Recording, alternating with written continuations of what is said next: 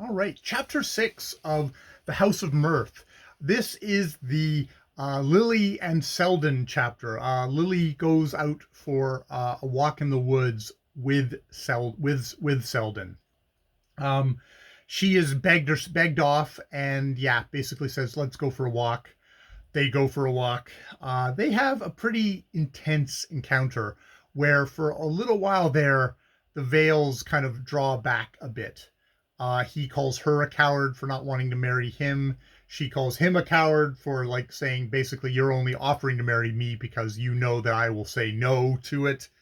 And there's some kind of brief toying with the fact of like, maybe we could. I'm gonna look hideous in dowdy clothing and stuff like that. You can tell that they're just not. It's not going to happen. She's her. We've gotten her character so well established at this point. Of she wants that stuff. She does want the material stuff. She's it's the tragedy is that you can see with her is she wants the material stuff, but she's not just a material girl. She is somebody who actually does want connection, does want, you know, vivacity, wants freedom, but doesn't see a way of getting that.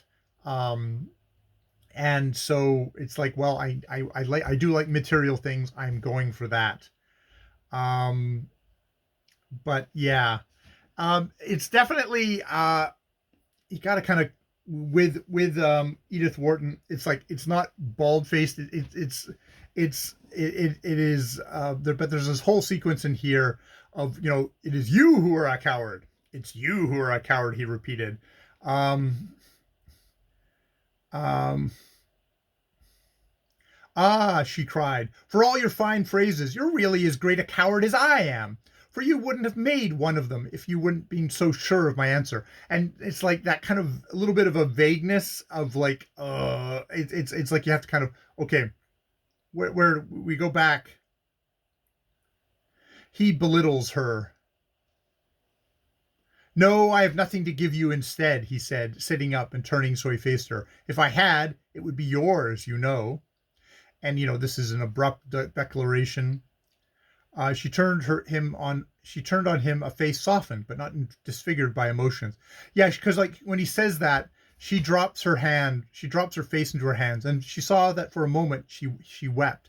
However, when she lifts her face again, it's softened but not disfigured by emotion. And he said to himself, somewhat cruelly, that even her weeping was an art. So there is this kind of deception, this kind of we're playing each other, we're manipulating each other, even at this point, where you think they're going to have that connection.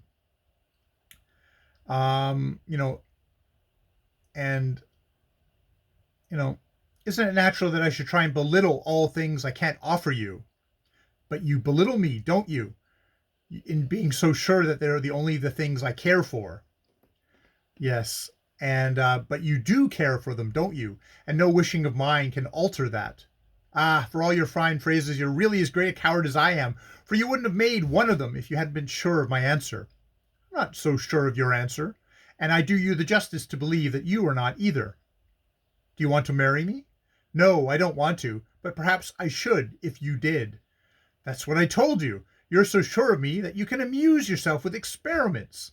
I'm not making experiments, or if I am, it is not on you, but on myself. I don't know what effect they're going to have on me, but if marrying you is one of them, I will take the risk.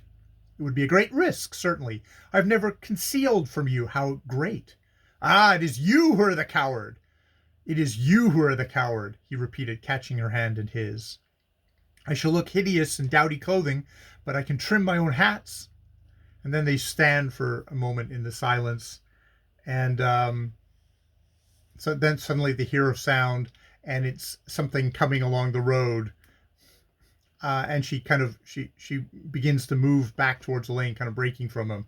I had no idea it was so late. We shall not be back till after dark, she said, almost impatiently. That was not one of our party. The motor was going the other way, sort of like, oh, that you don't have to discover. I know, but I told them I was not well, that I should not go out. Let us go down. And his final thing, they share a cigarette in that super sexy way that people share cigarettes, even at this point in fiction, apparently. And he says, were you serious? It's like, and he returns, "Why not? You see, I took no risks in being so." And as she continued to stand before him, a little pale under the retort, he added quickly, "Let us go down."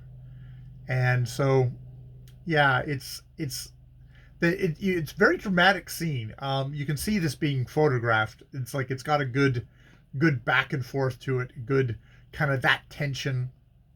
I like it, and then there's this little that they suddenly heard a remote sound like the hum of a giant insect, and following the high road which wound whiter through the surrounding twilight, a black object rushed across their vision.